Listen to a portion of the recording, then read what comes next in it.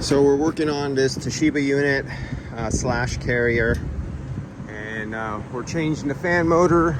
The fan bearings are going out here just like the other one. The other one was really bad, almost seized up. And if they seize up, they can burn out and blow out the drive motor. And you don't want that, because then you have to, the customer will have a, you know, extra bill of having to do that and labor and stuff like that. So we're taking care of it before it blows out, burns out. Oh, that's nice. I've never seen anything like that before. That's oh wow, that's nice too. I just noticed that. It has a nice grounding going on here.